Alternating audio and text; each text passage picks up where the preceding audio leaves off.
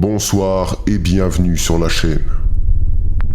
Ce soir, je vais vous parler de 3 films d'horreur qui, aussi sombres soient-ils, se sont inspirés de faits réels. Croyez-moi, vous ne les regarderez plus jamais de la même façon.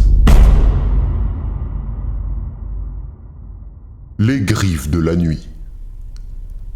Un grand classique de l'histoire du cinéma horrifique des années 80, avec en tête d'affiche le célèbre Freddy Krueger, un tueur qui tue ses victimes dans leurs rêves.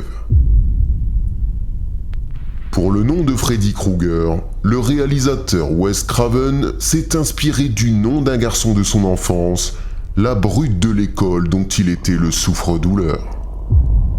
Un garçon intimidant qui a aussi inspiré Wes Craven dans le film La dernière maison sur la gauche, dans lequel l'antagoniste du film s'appelle Krug. Pour le scénario, Wes Craven s'est inspiré d'un article de journal qui parlait d'un jeune garçon cambodgien qui refusait de dormir car il avait peur de mourir dans son sommeil. Après plusieurs jours d'insomnie, le garçon a fini par s'endormir. Mais en pleine nuit, ses parents l'ont entendu crier. Quand ils sont arrivés dans la chambre de leur fils, il était mort. La cause, elle, est restée inconnue. Massacre à la tronçonneuse. Un classique du cinéma horrifique qui n'est pas une histoire vraie. En revanche, Leatherface, lui, est inspiré du tueur en série des années 50, Edward Theodore Gein Bolivar, plus connu sous le diminutif Ed Gein. La jeunesse d'Ed Gein a véritablement été, vous allez le voir, la fabrication d'un monstre. Ed Gein a grandi dans une ferme avec ses parents et son frère aîné. George Philip, son père, était alcoolique. Un alcoolisme qui l'a d'ailleurs rendu violent, car après quelques années, il se mettra à battre sa femme et ses 2 fils.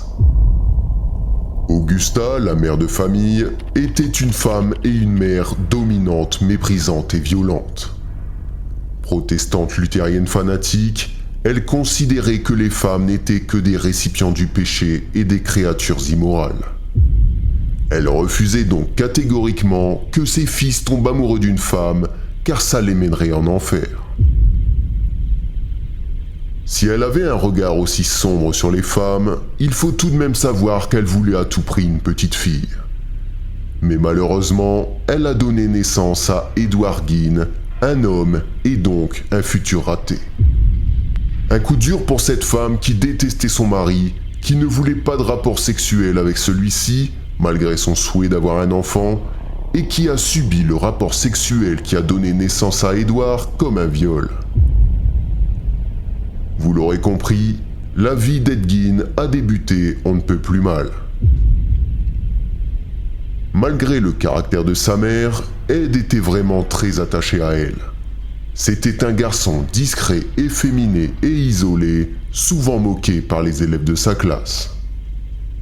Élève moyen mais très bon en lecture, il sera retiré de l'école à ses 13 ans par sa mère, sous prétexte qu'elle avait besoin d'aide à la ferme.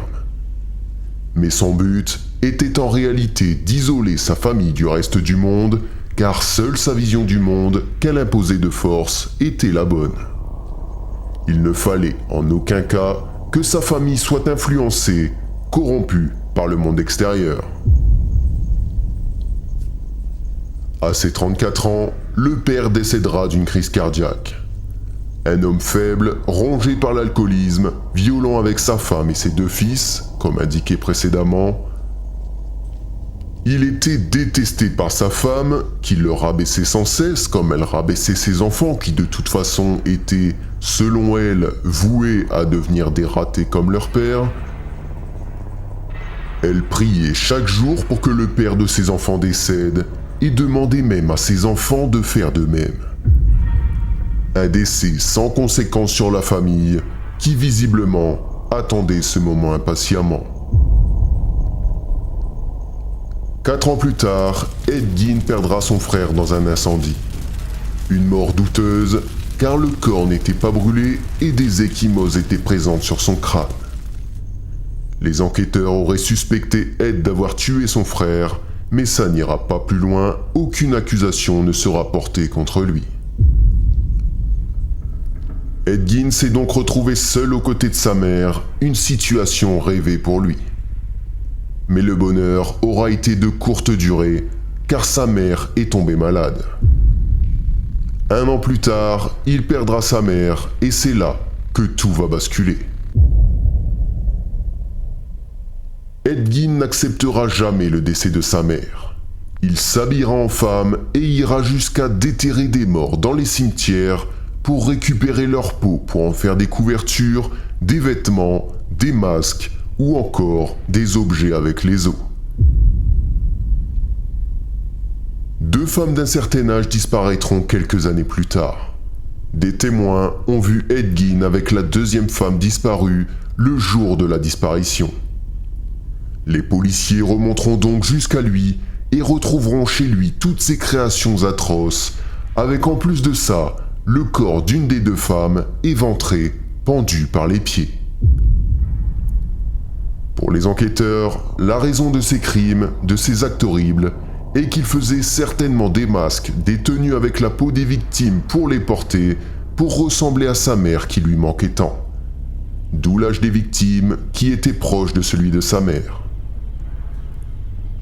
Suite à toute cette affaire, Edward Gein sera enfermé dans un hôpital psychiatrique dans lequel il avouera se sentir très bien, mais ne sera jamais jugé pour ses crimes, car selon la justice, il était mentalement irresponsable.